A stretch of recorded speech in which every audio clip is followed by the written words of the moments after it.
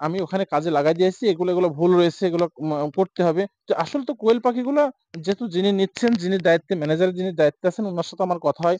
উনার তো আসলে এগুলো আগে ভাবা চিন্তা দরকার ছিল যে পাখিগুলো আসার পরে আসার আগে আমাকে এই ঘর কোন প্রসেস এ রাখতে হবে, কি করতে হবে, হ্যাঁ? তো এগুলো কোনটাই এখন পর্যন্ত করে নাই। হুম। তো দেখেন এইগুলা সব ড্রেন। এই ড্রেন বেয়ে সমস্ত ওই যে গরুর যেখানে রাখা হয় গরুর মল সব এই ড্রেন বয়ে ওই যে সামনে পিছন পুকুর রয়েছে এই ঘরের। আর এই যে বাম পাশে এই বাম পাশে এইটাই পাখি রাখার জায়গা করছে।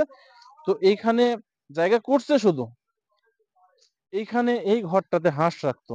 বলেন হাঁসের বিষটা সবচাইতে মারাত্মক একটা গ্যাস সৃষ্টি করা এবং এটা ভাইরাস সৃষ্টি করা একটা বিষয়।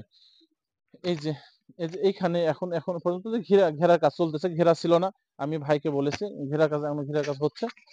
পাখিগুলো এখনো নামানো হয়নি। তো টোটালটাই ঘিরে দিতে হবে।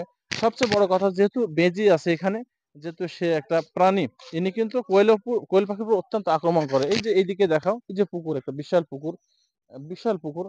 ওই যে যতদূর পর্যন্ত আপনি টিনের একটা ছাউনি দেখতেছেন, টোটালটা পর্যন্ত কিন্তু আ এই প্রতিষ্ঠানের এই জায়গাটা রয়েছে শুধুমাত্র খামারের প্রজেক্টের মধ্যে এটা রাখা হয়েছে। কিন্তু যিনি দায়িত্বে আছেন, তিনাকে দায়িত্ববান হতে হবে।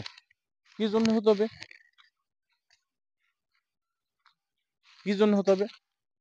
পাখিটা তো আমার আজকে আসবে উনি জানে। তাহলে পাখিটা আসলে এই পাখিকে খাদ্য আগে রেডি করে রাখতে হবে। পাখির পানি রেডি করে রাখতে হবে।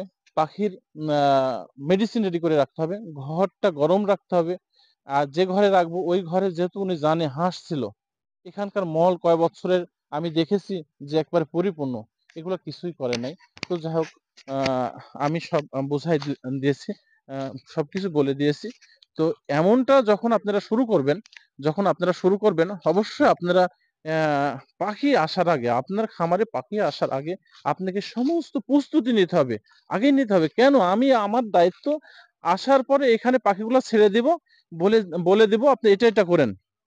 কিন্তু এখানে ঘরগুলো আমাকে ঠিক করে দেওয়া লাগতেছে। হ্যাঁ, ঘরের যে বিষটা এখন তো আমি বলতে পারছি না যে এখানে পাখি রাখা যাবে না। কারণ পাখিগুলো তো ফেরত নিয়ে যাওয়া সম্ভব না দূরে।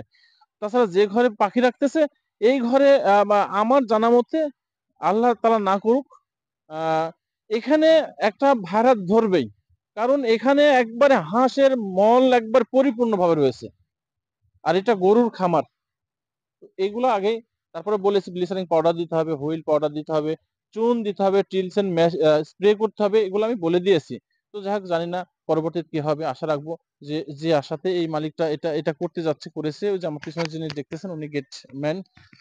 উনি অনেক ধরনের কথা আমার সাথে শেয়ার করলো, বলল।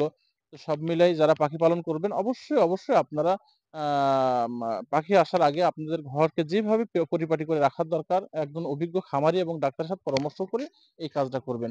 সবাই ভালো থাকবেন, সুস্থ থাকবেন। আসসালামু আলাইকুম ওয়া রাহমাতুল্লাহ।